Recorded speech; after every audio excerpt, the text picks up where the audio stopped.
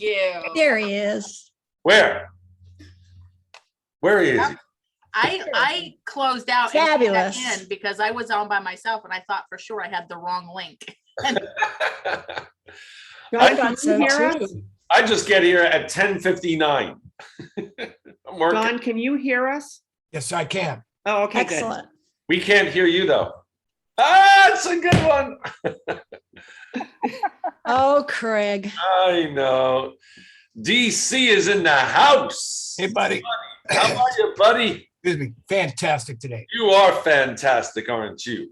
Beautiful day here in LA. Yeah, beautiful day here in Frisco. You forget Where am I? No, I forgot where I was for a second. I'm like, wait, LA. I usually say LA, but I'm not. Frisco, Texas.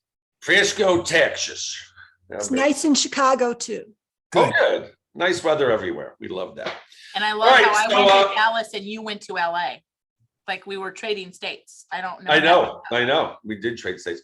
And I'm unshaven because I'm going to go work out after this. My wife and I are starting to do we started and then we got COVID starting again to do our tonal and our workout and our walks. And so I haven't showered yet. So we came up with a new schedule now. So I used to just wake up in the morning and work out, but now we do stuff, answer emails, do our stuff. And then at like 12 o'clock, we start working out because I feel I have more energy. Anyway, none of you care about that, but I just wanted to share.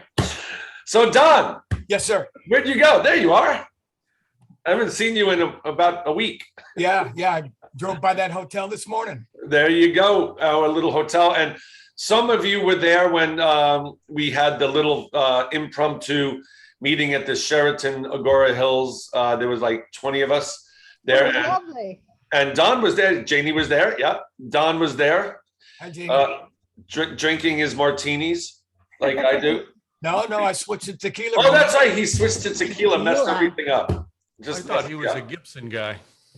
No, he was a Tito's martini guy, and now I leave LA, and now he's a tequila guy. Appreciate it. I couldn't keep things the same without you around. Yeah, that's true. That is true.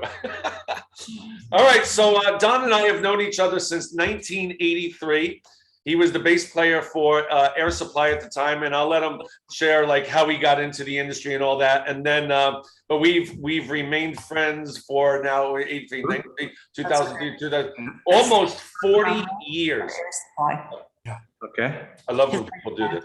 What's that about Air Supply? No, I just love when people just talk and they're not muted. So No, you guys can say anything you want, but number one, not just blowing smoke. Craig is one of my favorite people. We did meet in 1983. We were playing a little venue in Long Island. And Craig just stood out backstage and unbeknownst to me was offered a job. But I always say Craig was much more than a crew member.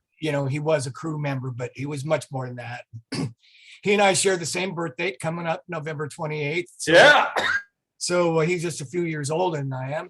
I'm younger. That's it. Let's get. But we bonded right away. We both love sports, Craig and I, and music. But how I got in the music business, I mean, that's a long story. And I'm trying to write a book, like you suggest. I have a title, and I'm about through my sophomore year in high school in terms of the book. And so I have a program, how to write a book in 30 days. You should get it. Well, yeah. How about 30 days between chapters? But I am working on it. But just in a nutshell, in probably 6th or 7th grade, two of my best buddies got guitars and started playing, and the songs back then, some of you would remember Pipeline and instrumental surf songs. I was just jealous of them. I said, man, Bill has a guitar, Russ has a guitar, I don't have a guitar. And my sister worked at Montgomery Ward's. Some of you will remember that store, no longer around. And she got me an airline guitar for $19.95. And I carried it home in a cardboard box, riding my bike under my arm like that. And at any rate, that was my first guitar. I started playing a little more.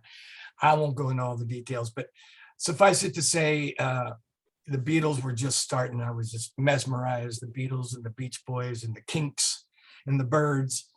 And it's like any passion that any of you would have. Once it bites you, that's it. You're not going to let go.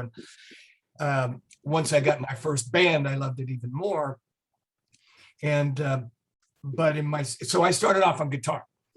And in my sophomore year in high school, I was in a band, and the lead singer was the bass player. And those of you, I'm pretty sure all of you remember the Doors.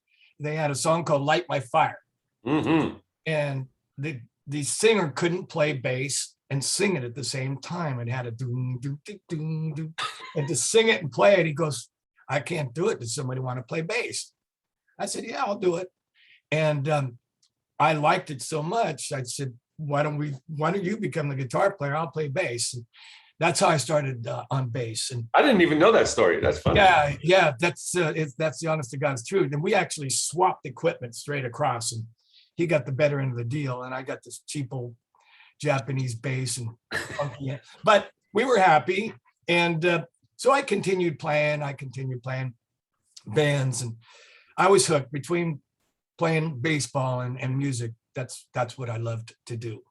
And but as I went through high school, I realized I'm not going to play college baseball. I was pretty good player, but then you hit that another level. So I focused on my music. The draft was going on then. I graduated from high school in 1970. And so I had a student deferment and went to Cal State University at Hayward for 3 years. They abolished the draft. I got an offer to join a band up in Seattle, Washington. I grew up near Oakland, California. So a guitar player called me. Actually, I had met him before. I knew him from the Bay Area. He had moved up to Seattle. And I remember my mom showing me a letter from Barry, the guitar player. And she says, I know what this is. He's going to ask you to move to Seattle. I said, well, and sure enough, hey, we're reforming this group. Les Carlson from Hair, those of you who remember the musical Hair, he was one of the leads. And it was just, man, I was ready for an adventure at 20 years old. And so I took my final exams for my junior year, got in my Volkswagen bus with my hair down to here. My mom in tears in the driveway going, "You're not coming back." I said, "If it doesn't work out, I'll come back." She said, "You're not coming back." And she knew, like all good moms. So I moved to Seattle. I knew 2 people up there, drove up, stayed there for 5 years. That band was really good, but we never really got to that next level. And this is the honest to God's truth. I'm in the shower and I've been through a couple of bands and a couple of relationships, and I pounded my fist on the shower wall. I said, I got to get out of here. If I'm going to do anything with my music career, I need to get out of here. I stepped out of the shower and the phone rang, and it was, "Hey, Don, it's Craig Osbo. We got this band reforming in Orange County, California. We got gigs, we got this. The job's yours if you want it as a bass player." And I said, "Craig, I got to take a minute to see that this really just happened." I swear it was within 15 seconds. Wow. And so needless to say, I did. Poured rain all the way from Seattle. And this is not making up a story. Poured rain, Seattle, Oregon. I hit the sign that said, "Welcome to California." Stopped raining and the sun came out. I pulled that van over and I swear I get out and I kissed the pavement. I said, "Let's go." Tying in, gotten a great band. Love those guys, still do. If any of you ever check out my podcast on CROMWELL Live, I just did, because 2 of the bandmates have passed away recently. So I had some of the remaining guys on my podcast. I just love them like brothers.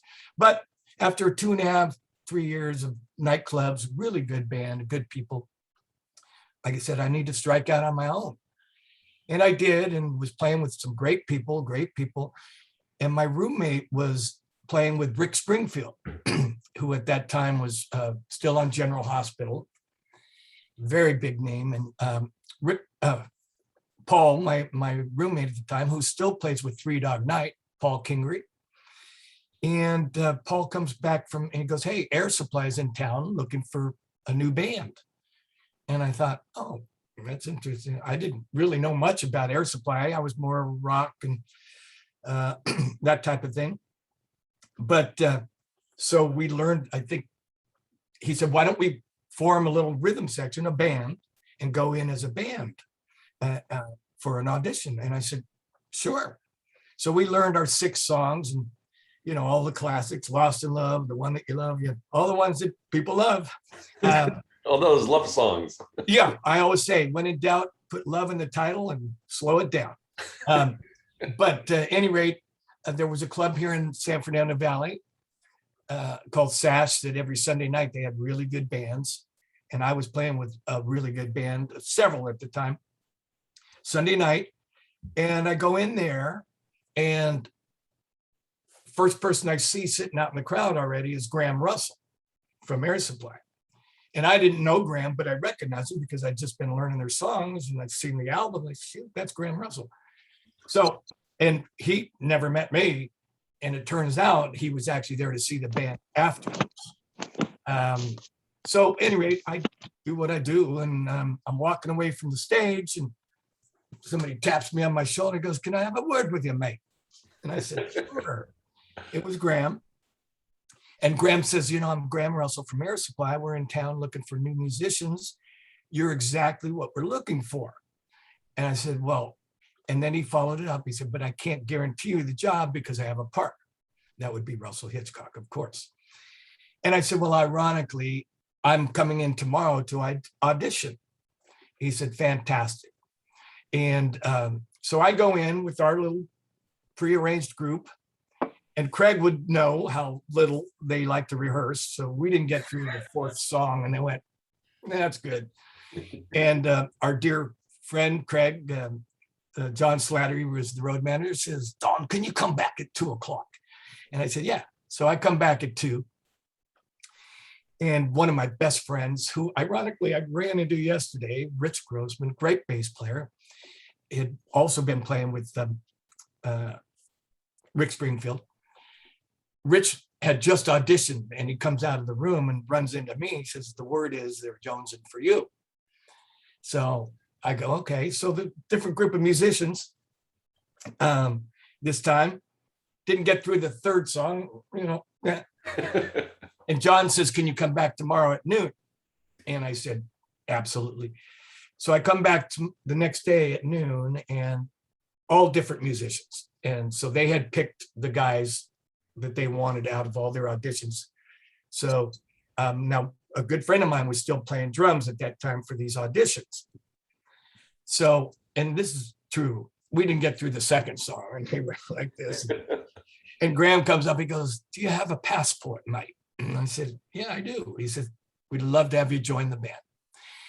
And I said, "Awesome." And he said, "By the way, we've decided to keep our original drummer, our dear friend, Ralph Cooper. Is that a problem?" Knowing that I was close to Kirk. And I said, "I love Kirk like a brother, but it's your band." And that's how it started.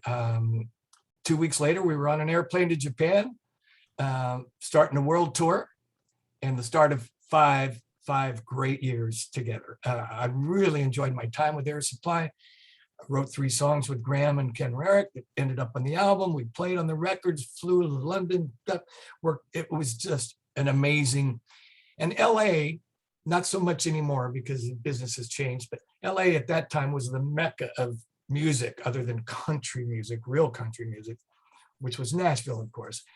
So to kind of get pulled, I call it pulled from the rat pack, you know, talented, great musicians to all of a sudden touring the world was an amazing thing. And it wasn't long after that Craig came into the picture, and boy, we had a good time. That's all I could say. We did. So what month did you join in '83? Do you remember what month it was? I want to say it was May or June. Because okay, and then I joined in July. So you guys were only out there like for a month or something, and then I came in, and so Don and I were like very close. He was the only guy on the tour that actually played sports. So we played softball together, we played tennis together, and it was interesting. We used to play radio stations all the time, And like if we're in a different city, it would be Air Supply versus the radio station, and thousands of people would be there. And Don and I were the only ones that knew how to play. And all these Australians are trying to play softball, and it's like, you know. And we beat them. And we beat them. Yeah, we did. We did. And don't forget, we had Doug Goldstein at And we had that's right, Doug, who is the manager now of Guns N' Roses. Well, not now. He became, but Craig's right. And Craig, you love the stories. I'll never forget playing you in tennis one-on-one. We played a lot of doubles, but you and I played one-on-one and up top of the Tokyo Prince Hotel. Yes. And I came close. I'm not a great tennis player, but I came close to beating you, and you, of course. And he says, DC, I haven't lost a tennis match in 5 years, and I never came close to you after that. But we did. We had that common bond. But and you know, I'm still very close to Russell Graham a little bit, but Russell, because I did a solo album. If you guys haven't heard Russell's solo album called "Take Time" that we did together. It's fantastic. Getting ready to re-release it in Europe, actually. Oh, very cool. Yeah, I didn't even tell you that, Craig. There's lots going on. We'll talk maybe about that in a minute. But a lot of laughs, a lot of good times, great shows. Yeah. And one thing I will say about that band is we had such a wide variety. They still do. They're still out playing.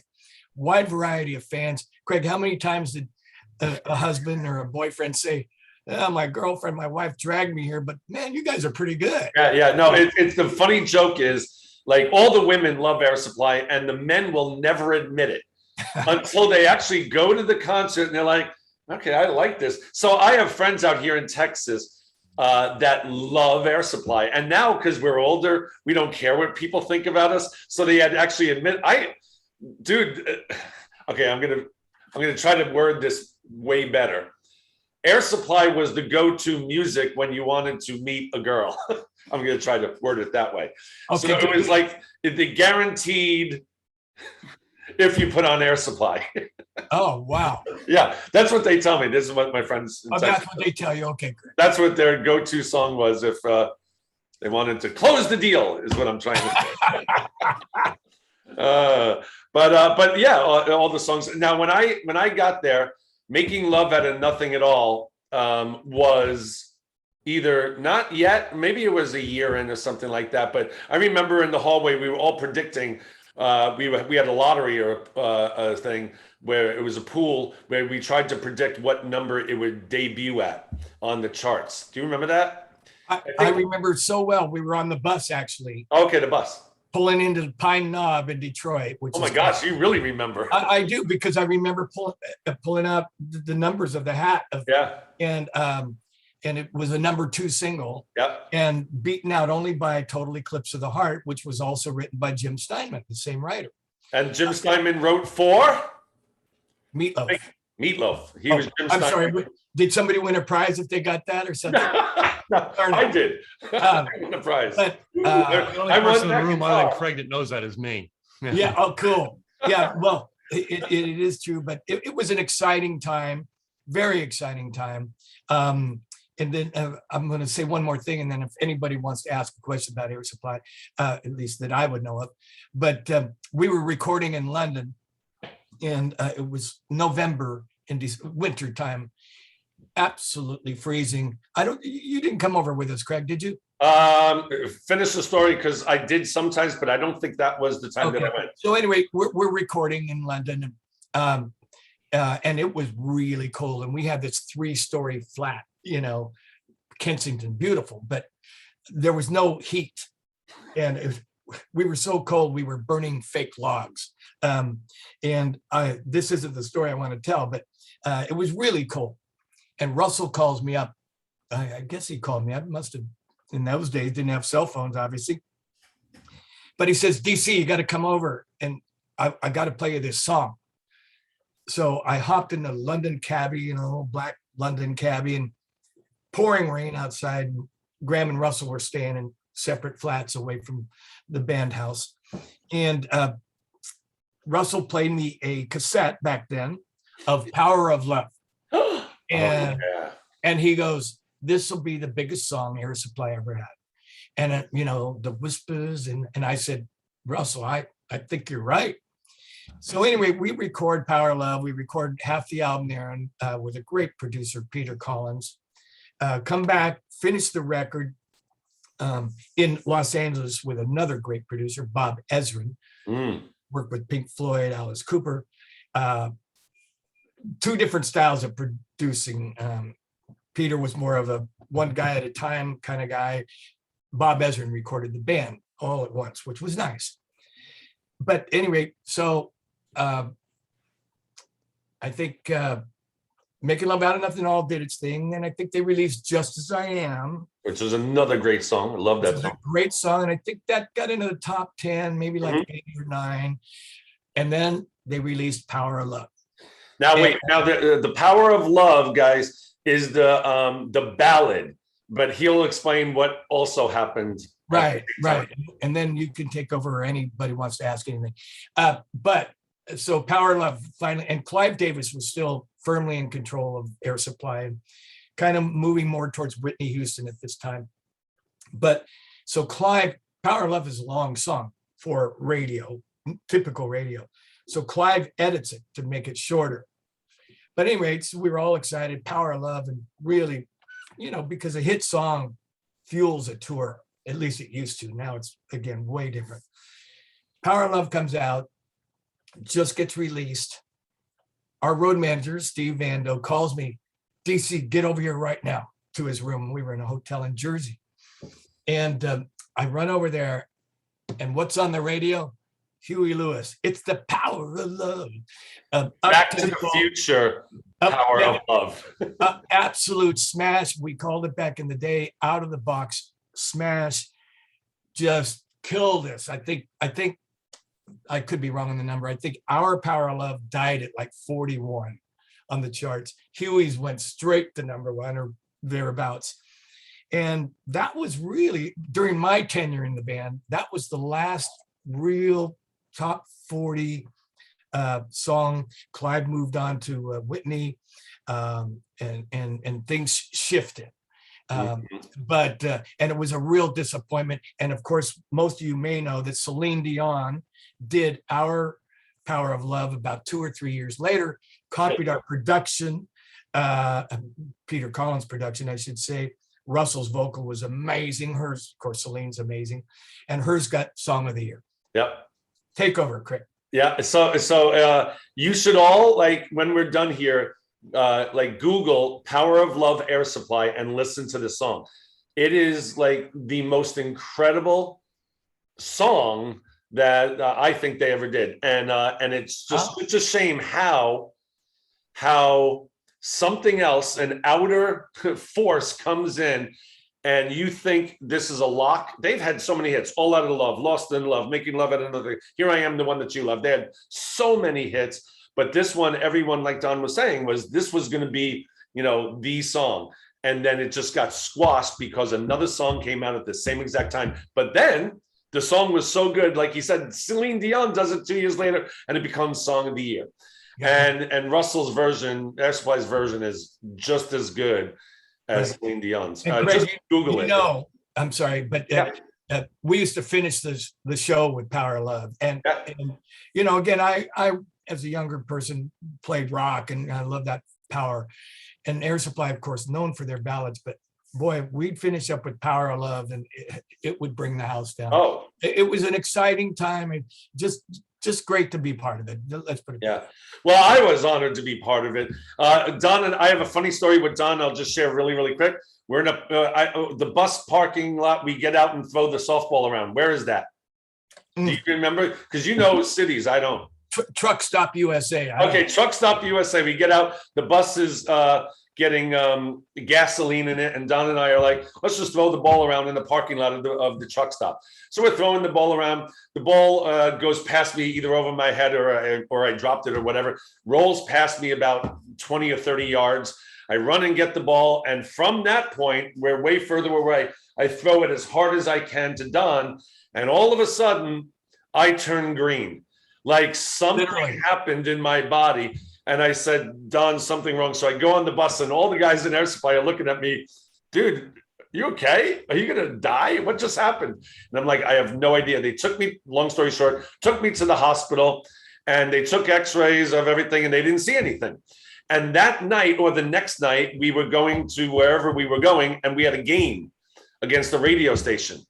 And my mother calls me up at the hotel. She leaves a message on a hotel, an emergency. I have no idea what's happening. A hospital just called me and said, you have a broken rib in your back that can puncture your lung. Do not play softball tonight. That's what the message was. I arrived at the hotel and when I threw the ball, I broke a rib in my back so bad that it was nearing my lung. And I was like, oh my gosh, what? I'm old. I'm falling apart. But that was one of my funny stories with Don. They're all looking at me like I was green. He was, and I'm not kidding. He literally was green. I've never seen a person green before, but it was but again, Craig was always a jock competitor, as I always like to be. But anyway, does anybody have any? Yeah, so there's one question in the chat right now, Don, and I think you know the answer to this. How did Air Supply choose their name? They're astrological signs. They're both air sign. They're both air signs. They're both June birthdays.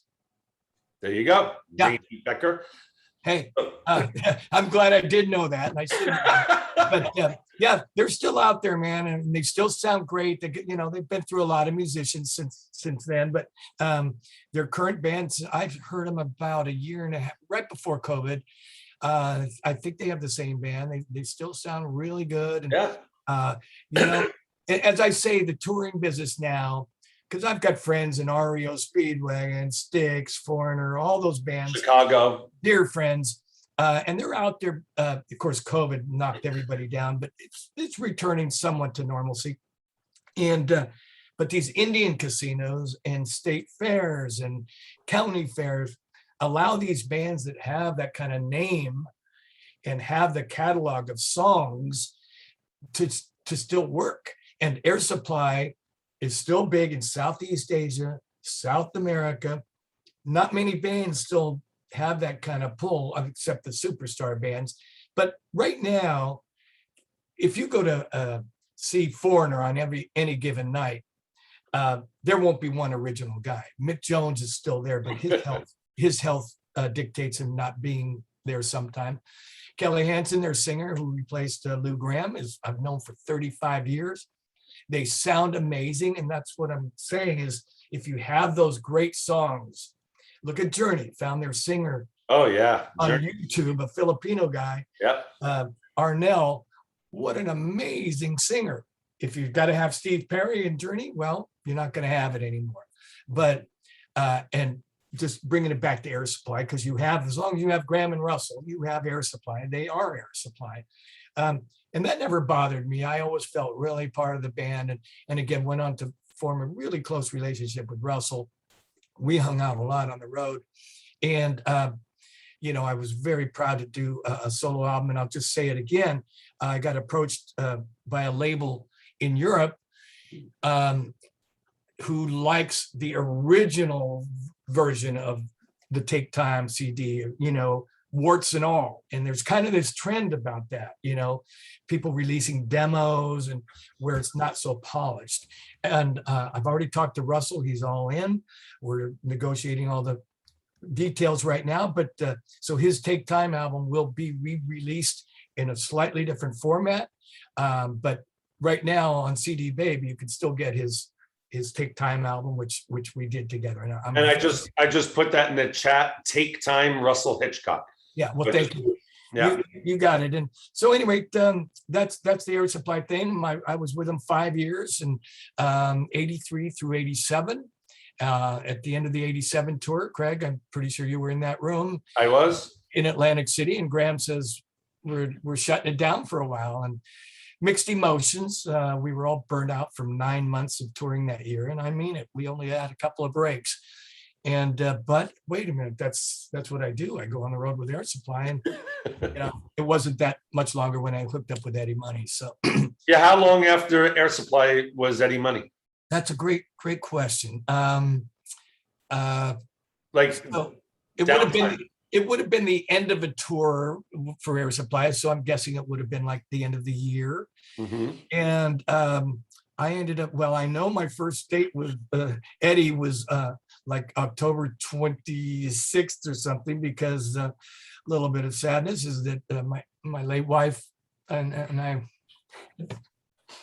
I know. and finally picked a date. I should say I did, to get married. And Eddie, out of the, well, I played golf with the mutual business manager, Barry Siegel.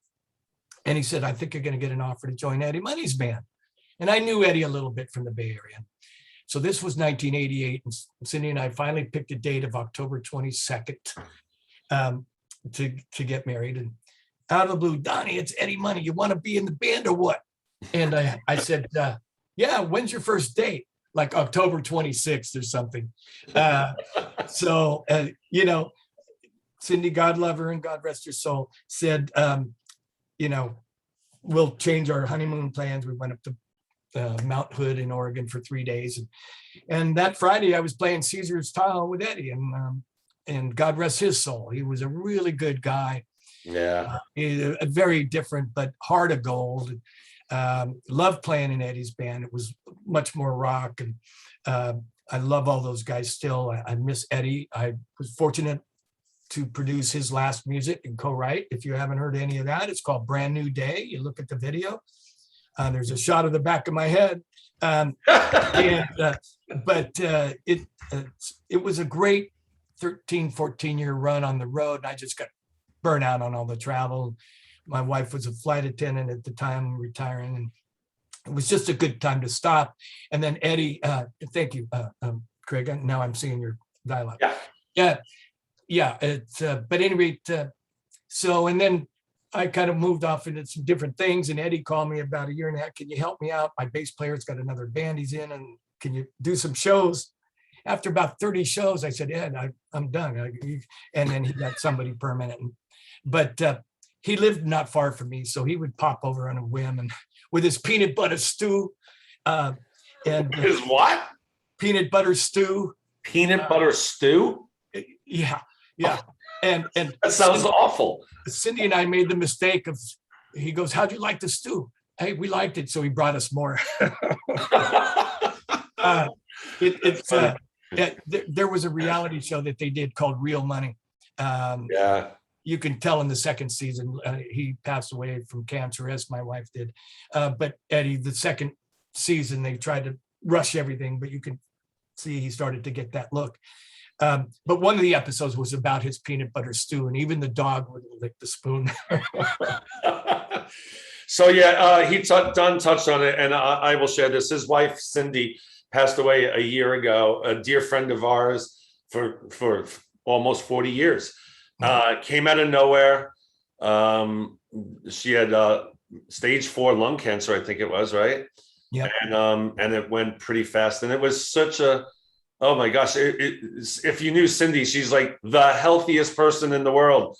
She eats right, she exercises, they walk every single morning, both of them. And then this thing just pops up out of nowhere. And, Don's Don is a cancer survivor as well. A 2-time cancer survivor. So he's been through a lot in the last 2, 3, 5 years, but especially like in the last year. And then losing Eddie Money was a dear, dear friend of his as well. And a lot of stuff, happened. A lot of stuff happened to us during COVID. A lot of stuff happened with Don, COVID and that. So Don, what helps you get going in the morning? I mean, you've had a rough couple of years, right? But, you're still the most vibrant, happy guy and positive attitude guy. Where do you get that from? And what do you do to keep that? Well, thank you for the acknowledgement, number one. Number two, I think, maybe it's number one,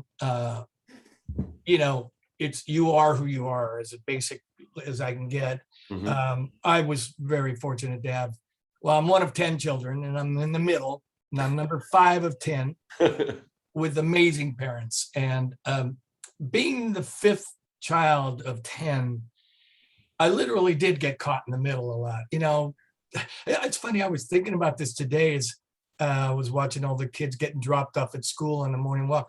You know, I never got taken to school back then. You know, you got to school on your own and you didn't see your parents till dinner time. Right. Now parents, so I was brought up very well, very strict Catholic family, but fun. My dad had a sense of humor that was real corny that I kept.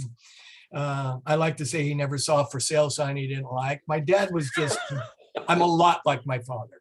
And my mom, of course, raised 10 children, amazingly independent, but I learned to kind of be on my own pretty early.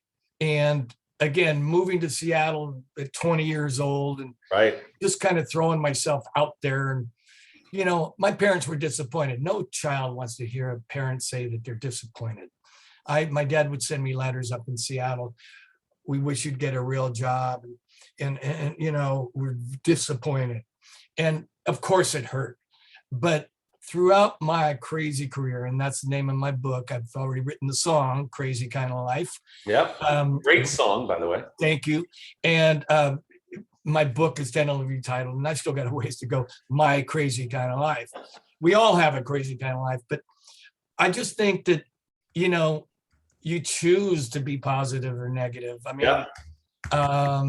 you know, I'm a guy who has been completely blessed. I was blessed with Cindy and met her in a nightclub in the middle of nowhere on a Thursday night because her girlfriend liked their guitar player. And she hung in there with me for a while because I just moved to LA. And I told her I'm not ready to get married. And I'm just so fortunate she stuck with me. I was a blessing. But I will say, as a teenager and maybe into my early 20s, I was susceptible to mood swings, not depressed or anything, but just, I could get a bit moody. Let's just say that. And I don't know what transformed me, but at some point I realized, you know, look, if you're not happy with something, you change it. And so, you know, that's why I left college after 3 years. I mean, my parents wanted me to be a lawyer. I thought, oh, maybe I'll teach history and be a baseball coach, because I could have been a good coach. I know it. Yes, you would. But I followed my passion at that time, which was music. And I didn't know where it was going to go. I knew I'd been blessed with a certain talent. And but I loved being in bands. And, you know, I remember, Craig, and one thing we probably talked about is I always valued crew guys as much as my band members. Mhm. And you know, because those are the guys, they're there 4 or 5 hours before you, and they're there 4 or 5 hours after you, tearing down lights, tearing down this, getting in a bus, not being able to shower, and so I always enjoyed it. And I remember a lot of those guys would say, man, you are the most upbeat musician we've ever met. And I think it's just about treating, you know, the golden rule, man, treat people like you want to be treated. I have my flaws. There's no doubt about it. I'm pretty impatient. I'm certainly not the most patient guy in the world, but I love people. I value my friends and family so much. And that takes an effort too, to stay in touch with friends. And I'm at the point in my life, I'll be 69 on my next birthday, our birthday, November 28th. And I'm losing friends left and right. And it stings. And I was close in 2013, out of the blue, saw a little lump under my neck, and what? Well, wow, turned out to be tongue cancer, throat cancer. And I played many a smoky nightclub, but you know, once in a while after a cocktail, I'd smoke a cigarette, but I was never a hardcore smoker. And it was serious, really serious. And I got hammered, radiation, chemo, hammered, and declared cancer free. And I remember my oncologist saying, Don, you're cancer free, but this type of cancer is very susceptible, soft tissue cancer, very susceptible to reoccurrence. You know, I felt pretty good. I've always been about how I am now, 150, 155. I got down to 128. Oh, God. Yeah. And but I started to build up my strength, and about almost a year later, other side, I see it. And yep, it came back. So I've been cancer-free since 2015. Yeah, baby. I don't really talk about it that much. I didn't talk about it that much when I had it. I would see people and they go, man, I would say, yeah, I'm just working out. I'm going, you're working out. Well, okay. But my dear wife helped me through both times, forced me to eat because you're just not hungry. And knock on wood, I feel fantastic right now. Yeah. It's really funny. When I was in LA, lived in LA, every month it would be Don, the bass player of Air Supply, Ralph Cooper, the drummer of Air Supply, and Harpo, Greg Hilfman, the keyboard player for Air Supply, and me, the gopher of Air Supply. Family member. The four of us would have breakfast like at Brent's Deli like every month. And now I live in Texas, but every time I fly in, we still have this breakfast, and we invite other people once in a while, but it's the four of us in the main core. But it's really funny. We were talking about this the other day because we literally met a week and a half ago when I was there, or 2 weeks ago, whenever it was. And we sit around and we talk about our ailments. What we used to talk about when we got together was what girls we were with last night, or what girls are pretty on the road. And now all we do is talk about our open heart surgeries and our cancers and our things that hurt. And it's just, we sit there and crack up, and it's just fun. Well, priorities do change. And one of the oldest cliches in life is when you have your health, you have everything. That's right. Your health is your wealth, baby. And there you go. And I think that really, for me now, trumps everything. I mean, I have a studio here in my house. I do have a new lady in my life who I've been blessed with. She lost her husband to cancer. But she's great, by the way. I met her. Amazing. Thank you. Yeah. She's great. We went on a real movie date. We saw a James Bond movie yesterday, and cool. Dinner. I said, boy, movie and a dinner. It's been a long time since I've done that. But in the James Bond movie, I'm in that movie, the back of my head. Really? No, I'm just kidding. Oh, but at any rate, she's really kind of inspired me to. I am getting ready. I've already mastered it, and I'm getting ready to do CDs of an instrumental project. Cool. Which is, and again, my late wife Cindy gets credit for that.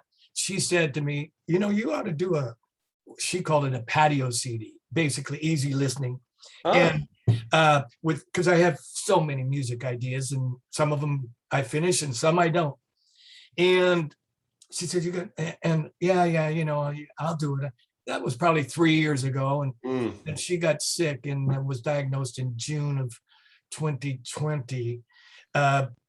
So everything went on hold, but I'm just really going to have that available soon. It's called Winds of Patagonia, which we went on a beautiful trip to Patagonia. Oh, that's cool. And by the way, my wife was an extreme adventurer. She loved exotic travel, India, Egypt, Jordan. We've been a lot of places. And I would say, I've seen every place I need to see in the world, Cindy. Well, no, we're going to Morocco. And I get it. And she's so completely responsible for most of the adventures and travel we've done. That's great. So the instrumental album is inspired by her. Songs called Ibiza and songs called Winds of Patagonia, and it's going to be dedicated. And when is that coming out? I'm just paying for the CD replication. So Cool. Yeah, but everything's slow now because of COVID. So I'm having a little event. Craig, I know you won't be here, but November 21st will be the 1 year anniversary of her passing. Oh, okay. And I'm having a little celebration of her life. I hope to have the CD in my hand by then, but he said, that's great. He said it's going to be tight, but hey, make it happen, man. I want to talk about also your radio show. You've been doing this DC Live, right? Is it called DC Live? Don Cromwell Live, because it originally was DC Live, which most people call me DC, including Craig. Yeah. Except Eddie. Everybody had the Y on the end. Donnie, Tommy, Eddie, Craigie. But DC Live was how we started. And Craig was the absolute 100% motivator for me doing it. He'd say, I made him do a podcast, and Yeah. it's to his credit. How long have you been doing this podcast? 9+ years. Every Wednesday night, 90% of the Wednesday nights, he Yeah. doesn't miss. And he has live people come to his studio. He does phone calls as well, I guess. Yeah. But it's amazing. He's 9 years. I mean, I can't I even know. imagine how many episodes you've done. Again, Craig was the one that said, DC, with all the people you know and all the music you have, you need to do. And I'm going, what? He talked me into it, being the good salesman that he is. and I'm not an easy buy. But I remember my first show very well because it was 9/11/2012, September 11th. And my first guest had to be Eddie Money, because Eddie Money, you give him a microphone and watch him go. Wow. And I was nervous. I go, I don't know what I'm going to talk about. I don't know what I'm going to, but I knew if I asked Eddie a question, he'd take 10, 15 minutes. That's right. You needed 4 questions in an hour and you were good. Yeah. And I've still got a video of that. I have a lot on video that my brother-in-law, Larry Bellows, Oh, that's cool. it became almost a party. But I will tell you all, if you like those sort of things, podcasts, mine are all still just audio. A couple of them are magic. The one with Ray Parker Jr., who Craig knows, Mhm. right before Christmas time, Ray, I don't know if I'm going to really sing. And he ends up singing and playing these Christmas songs were fabulous. The one with Russell, where somebody calls in and asks Russell Hitchcock what he likes to listen to when he gets romantic. And it turned out to be a girl I knew very well. So we got a kick out of that. There's just some, because as Craig said, pre-COVID, most of my guests would come here and do live, and some of the live performances, the 2 guys from the Wrecking Crew who played on all those hits, Yeah. and Don Randy and Don Randy, and they started busting into You Lost That Lovin' Feeling, and Wow. one of the most Hey, classic. what's the website address for your DC Live that I could put in the chat? Oh, that's the Star Worldwide Network, isn't it? Yeah. How do they get there? Let me just. Boy. So I remember, Don, when you had Janie Lighty on there. Oh, I remember connecting with you in the bar and Tim. said, you need to have Janie Lighty on your. Sorry, Hi, I got Tim. another musician for you, Don, to put on there. I remember that very well, right at the bar there. And as a matter of fact, my wife said to say hi and said she's still putting olives in her martini, not Gibson. No, but I use onions. Yeah, the Gibsons. Remember, my wife said you and my wife had a 20-minute discussion over olives versus Gibson onions. Yeah. Well, and I've kind of moved over to tequila now. I still like a cocktail with dinner, no doubt. My new I'm sorry. You like 8 cocktails with dinner? Is that what you just said? hey. But no, you're right, Tim. And well, I got to tell the story now of how that ever happened. There was this lady who I met, and a very wonderful Jewish lady, and I'm as Catholic as it gets. And she invites me over. Don, you got to come over to have martinis, you and Cindy. And I said, like 4 PM. Oh, okay. And so Phyllis, God rest her soul, pours a couple of martinis. I said, just a couple of olives. She goes, no, darling, onions. I go, onions in a martini? I never went back. And so I've turned a lot of people, Tim, onto the Gibsons. And as a matter of fact, after dinner, at dinner last night, because I was in a bar where I hadn't been in quite a while, I did get the Tito's Gibson. And he put a little vermouth in it, which I don't like. I told him no vermouth, and I said I can taste that vermouth right away.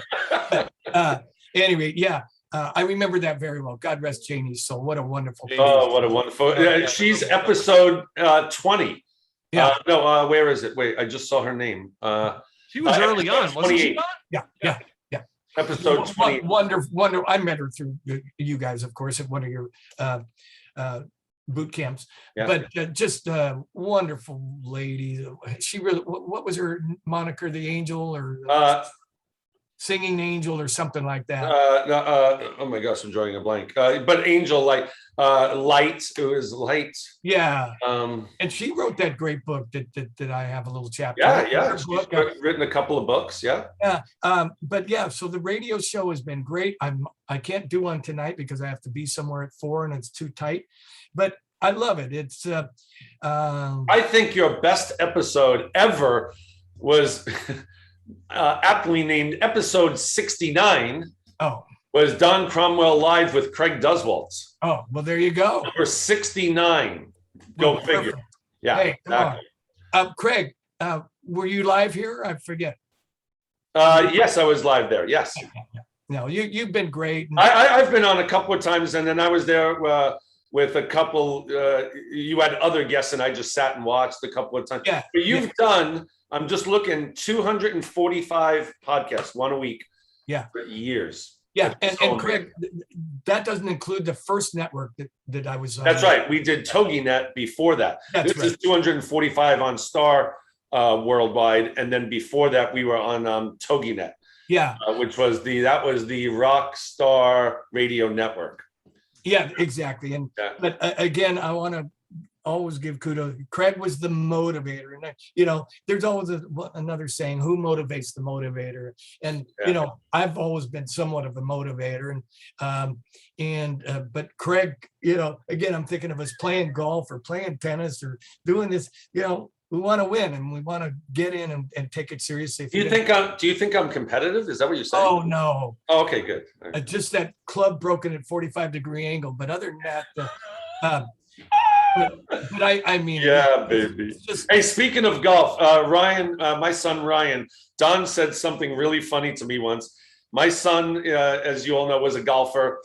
He was getting D1 scholarship offers, lower D1, not the top schools, but he was definitely getting D1 scholarship offers. And he started playing the drums.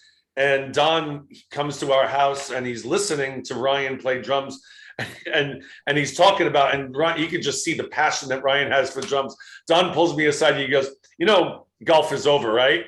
Once music hits you, you're done. And I'm like, no, he's still a golfer. Yeah. A year later, Ryan comes up to me, Dad, not playing golf anymore. I'm a drummer. And I'm like, oh man, Don was right. well, Once you get the bug.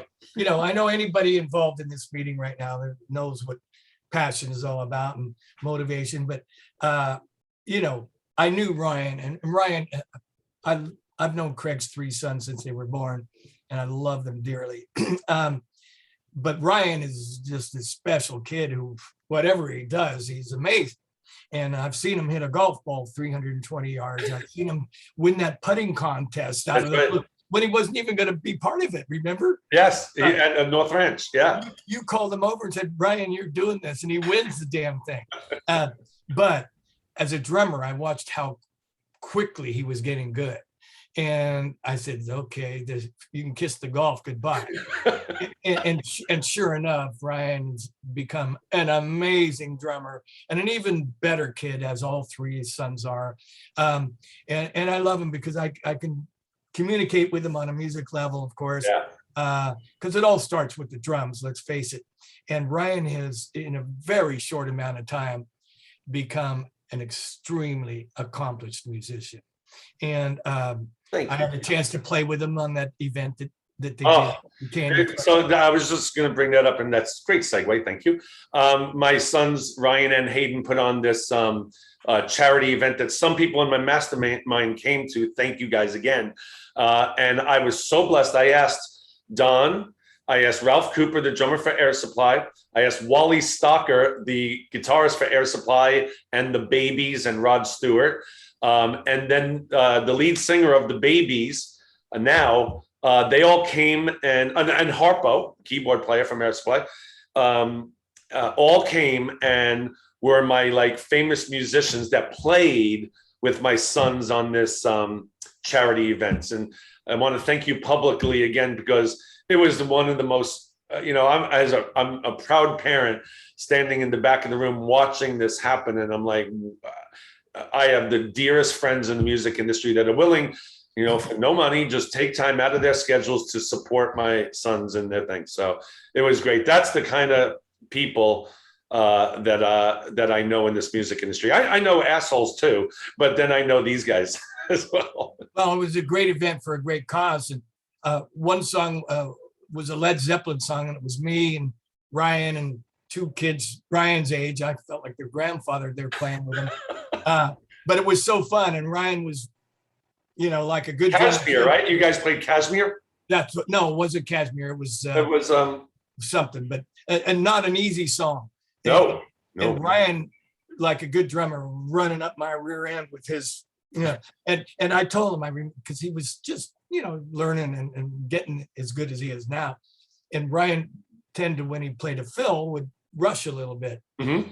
And I would say to Ryan, man, great when you do those fills, and boy, the next song we played, he was, that's how quick he is. And but anyway, it's been great knowing the Dust Walls period. It's just a wonderful family, and I always say that about you, how you're always up. I've never seen you down, Except if I hit a bad golf shot, then yeah, but you're still smiling when you throw the club. But I just want to say it's a crazy kind of life for all. It is a crazy. I can't believe that you're writing this book. I did not know you're writing a book. Crazy kind of life. What a great title. Maybe I'm just putting it out there so it helps. So all right. Let's pick a date. This is what I do with my mastermind. When's it going to be finished? Oh man! Come on, give me a date. I got a whole lot of typing to do, man. Because I'm just going into my book-wise, my story. Yeah. I'm just entering my junior year in high school. There's a lot of stuff that happens after that. I get it. Yeah. All right. So like summer 2022, you'll be done? Yes. Okay, good. Summer 2022. And my song is just Crazy Kind of Life, but this is. There it is. I put it in the chat. And again, because summer 2022. We've all heard that. Hey, you should write a book. Hey, you should write a book. I say that every day. Yeah. And but I'm going to do it. You have to do it. You have so many because I know a lot of your stories. You have so many interesting stories. Yeah. And I wrote a book, and my stories aren't as good as your stories. So, you know what I mean? I read the book. I read, and I'm not a big reader, and maybe that's why I'm slow, slow to write. But it's again, I just, as in general sense, number one, it's been a real pleasure to do this. Anybody who's involved with Craig and Mastermind, I appreciate it. And all the things that people do. And you've been to many of my events because you helped me get RockStars a lot. You helped me get Fee Wable of the Tubes. You helped me get Kevin Cronin of REO Speedwagon. You helped me get, obviously, Eddie Money's been on my stage, I think, 3 times. Yeah. Something like that. John Waite of the Baby. My original thing, yeah. Yeah, John Waite was great. And John's not easy to get. No, John is not easy to get. And he was great. He sang a couple of songs acoustic. And then Don, a couple of events way long ago, Don played bass, and Eddie Money actually did a couple of songs. He did a mini concert a couple of times. Well, that was great. Thing about Eddie, once he starts to gets on a roll, he's going to keep going. Oh my gosh, backstage, I was so nervous. So the first time I met Eddie, we're backstage and we're about to go on, and Eddie is really great at telling stories and jokes, but they are not PG rated jokes. And they could border on X. And he's about to take my stage, and he tells me this joke that if he said that on stage, my audience, half of my audience would like, oh my gosh, half would crack up. But I was laughing, and I said, Eddie, we're not doing that out there, right? He goes, oh, no, this is just backstage stuff. And I'm still nervous, though, like during the interview and stuff. Is he going to go into one of these jokes? But he is one of the funniest, oh my gosh, most down-to-earth people. It was so sad when he passed away. And Don, it was like dear friends with him. Yeah, been 2 years already, Craig. What? Been 2 years. I know, it's been 2 years already. It's crazy. Yeah. By the way, I've always in constant touch with his widow, Lori, and his zany family. They would agree. They're wonderful kids. But I think they're going to re-release the 5 songs we did here. Oh, good. Is what they released it as. the plan is they're going to re-release that, but with a physical product this time, CD, because they only released it digitally. Okay. But Eddie's fans want a product in their hands, Heck and yeah. so I'm excited about that because it really didn't get the I the know. push that it deserved. Eddie was so excited. I mean, brand new day. I'll tell you, because Eddie and I, again, he lived about 4 miles away, and he would pop in and pop out, and he'd sing a couple lines and go talk to Cindy for an hour. I said, Eddie, I need you to. But he called me up. He said, I need to meet you at the studio. I need to meet you over there. So I said, okay, what's up? I got this song. I got it. So whatever I was doing, I met him here, and we went out and he started plunking at the piano, and he sang me this lyric, but he didn't have a chorus. And he sings me this. He had just been to the beach, and where he loved to go, and I said, Eddie, I got it. I know what the title is. What? Brand New Day. You're singing about all this stuff you've been through, but you've come out on the other side. And this will tie right into you, Craig, is he came out on the other side. Eddie lived a hard life, man. He was drugs and, almost died when he passed out with his leg bent behind him years ago. Survived all that stuff. He survived this and that. And his wife separated for 5 years, but he started to come back, and he kind of tells that story. There is the video. You can Google it, Brand New Day. And I said, Eddie, let's call it Brand New Day because you're kind of singing about how you've come out on top. Oh, Donnie, didn't Sting do a song called Brand New Day? I said, who cares? You can't copyright a song. Right. Yeah. And so I wrote the chorus, very simple. Hey, it's a brand new day. I mean, but that's Eddie. And it's a really good song. I'd say so objectively and subjectively. No, and he was so excited about it that excuse me. And then when, of course he got sick and he passed away, they really didn't know what to do, quite frankly. And so they're gearing up for another shot, getting some people on board, because that album deserves to be heard. And it will be heard, damn it. Yeah. All right, Gail has a question. Gail Barbie. Hey, Don, how's it going? It's going great. Oh, there you are, Gail. Hi. Hi. And I know you've probably heard this, and a lot of people here will agree, is when it comes to writing your book, if you're not much of a typer and you're great at telling stories, is record what you want to write in the book, kind of, and have somebody transcribe it.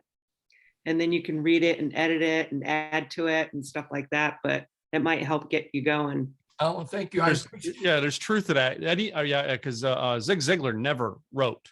Never. He talked into a tape recorder. Yeah. And then there's these I can help you with this, Donnie. This is what I do. You just talk it into a tape recorder, or there's Dragon speaking. There's other things you could do.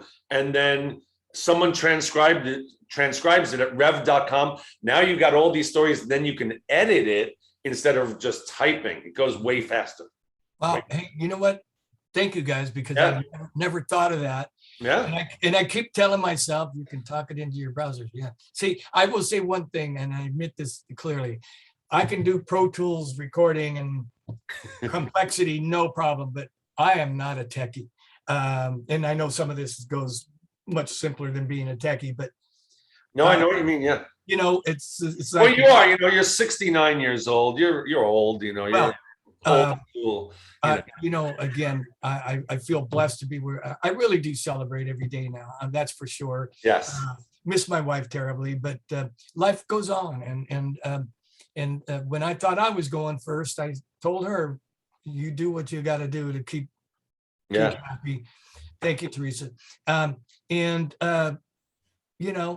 So the tables turned, and it's a crazy kind of life. But it is a crazy kind of life. All right, any more questions? I want to respect everybody's time and Don's. Any more last minute questions, or are we finished? Roger had his hand up. Did he? Roger. I don't think his sound's on though. Oh. Roger, turn. Roger, is that Roger Dumadag, or is it Roger that? Roger that. Okay, Roger Dumadag in our mastermind had a baby the other day. If everyone hasn't seen that, well, actually, his wife had a baby. Roger, if you can hear us, we can't hear you. All right, Maybe he fell down. Don, you're younger Oh, Don, wait. than you're gonna be. What? You're younger today than you're gonna be. Well, see, let's go out on a positive note. Hey, Roger, I see you there. Oh, there he is. Yeah. Sorry about that. Hey, Sorry, Roger. on Zoom, switch my microphone. All right. What's up, buddy? Hey, I would just want to say, great to meet you. Thanks for being on here today. Sure. You mentioned that your father had said, your family had said they were disappointed at some point in your career. Obviously, it became clear they could not have been disappointed. Did they ever go back and say, hey, we apologize. We saw that you following your heart was right for you? Oh, yeah. Well, listen, I love that question, to be honest with you. Apologies, no need to do that. If I had a son who, I had a vision for, and he said, things are different now, of course, but back then, I want to be a musician. I'm moving to Seattle, and I would be disappointed too. But one of the greatest things, and I should have said this. So when I joined Air Supply in '83, we do 2 weeks in Japan. The first tour was 2 weeks in Japan, including 2 sold-out nights at Budokan. I was so nervous, man. I was like this. And we had learned a new song. David Foster had brought in a new song that was pretty complex bass-wise. And I'm back then, we learned it because they were going to put it out as a single. I think they did. So I'm backstage with Wally, and I'm diverging a little bit, but Wally Stalker, our English guitar player, and I said, Wally, man, shit, I'm nervous. There's 16,000 people out there, and I'm going, I need to remember that song as well as the 15 other ones. And Wally goes, oh, come on, mate, you wouldn't be here if you did wrong. And I go, it really set me in my place. But so we did 2 weeks in Japan. Our first gig in America was the Concord Pavilion, which is up in the Bay Area, my home base. And we land at Oakland Airport. Making Love Out of Nothing All is just starting to climb the charts. I get off the plane. The first thing I see is my dad holding up a sign, Welcome Air Supply. And I broke down into tears. Mm-hmm. And Bob Street, our security guy.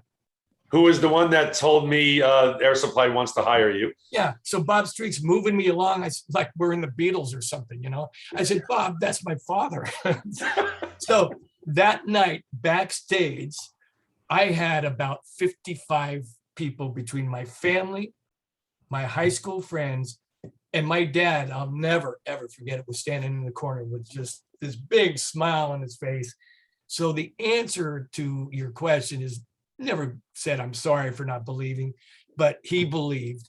And it was so fun that night. So minimum 50 friends backstage. So it was wild.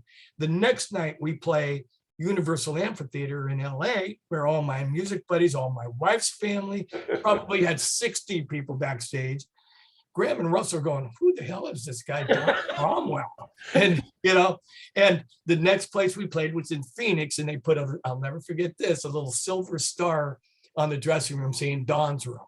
And, you know, but so I've said this many times, I've got more enjoyment out of other people's enjoyment, particularly in my parents and my family and friends of that era than my own.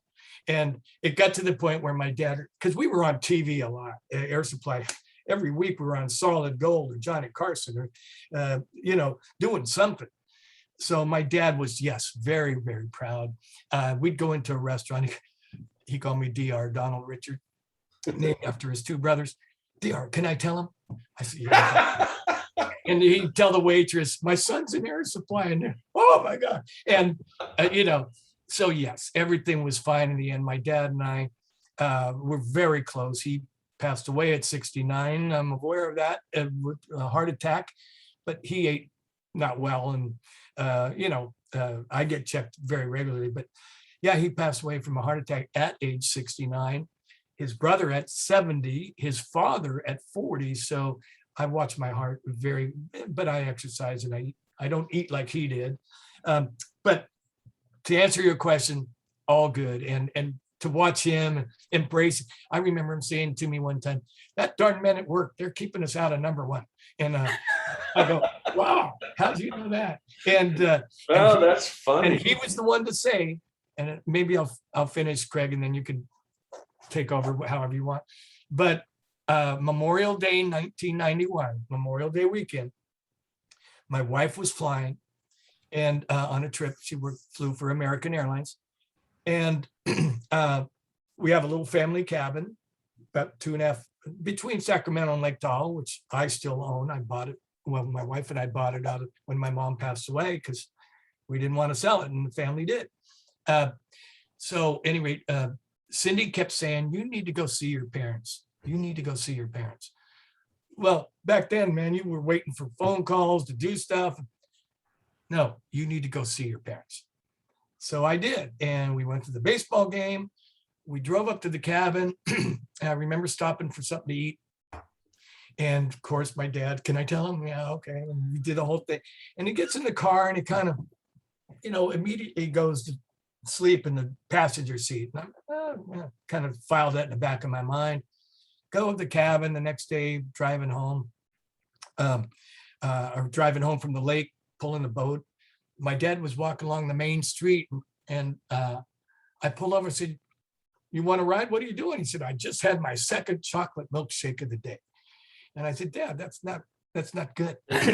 You don't need 2 chocolate milkshakes." And get in the car, drive home the next day. Of course, went to Mass on Memorial Day weekend. I still go to daily, or not daily. My folks did Sunday Mass, but drove home to the family home in San Leandro, California, which is just outside of Oakland. And my dad, it was a kind of a split level home, and I was just coming up the stairs from my bedroom where I slept, getting ready with my bags to go to the airport. And my dad stops me. He says, "DR, someone needs to write a song called Take Time." Mm. And I said, "Yeah, I'll do that." That was Memorial Day weekend, July 2nd. He passed away from a heart attack. Wow, I didn't know that. Yeah. And it took me about a year, just, we were in shock, number one. My dad had survived, so we thought, prostate cancer. So I finally wrote Take Time, and I was very, very happy with it, and, played it, had a guy sing a demo. And when I'm recording Russell's album at my old Sherman Oaks studio, he asks me, "Can I sing Take Time?" And I said, "Can you? It would be I'd be honored to have you sing it." And it became the title track of his album. And there's one Air Supply fan, I can't remember his name, he's a Facebook friend. And God, I think his first name is Chris. And he said, "Take Time is my favorite song of all time." That's just one guy, and there's a lot of greats, but it's very personal about my father, the Major dressed in blue. He was Air Force career, but that was such a proud moment. I'm still so proud of that song. And Russell every once in a while will call me, and he's, Craig, he's not a guy on the phone. He's a text. Every once in a while he'll call me, listening to our album. I just love it. So it's kind of cool that it's coming back around. My father was such an inspiration to me. I love life. I love people like Craig who are full of life. And listen, I somehow feel very at peace right now. That's good. Oh, let's hear it for Don Cromwell. Unmute yourself. Yay, Unmute yourself. I Great love job, it. Don. Hey, thank you. Very real. That's who Don is. Thank you, Very- Don.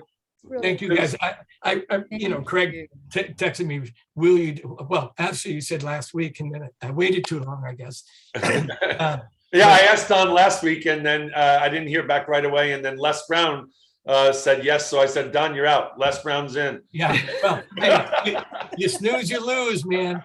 But I'm proud to be with all of you. Thank you, Kim, and everybody. Enjoy it. And again, life throws you a curveball. You got to take it to right field.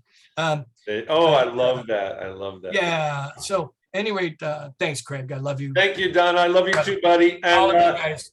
We'll see you all next week with another great session. Not as good as this session, obviously. Yeah. Box of Kleenex, Mary Lou. Exactly. Oh, All yeah. right, TC. I'll see you soon, buddy. Sorry, Mary Lou. Bye. Bye, everybody. Thank you. Thank you. Y'all take care.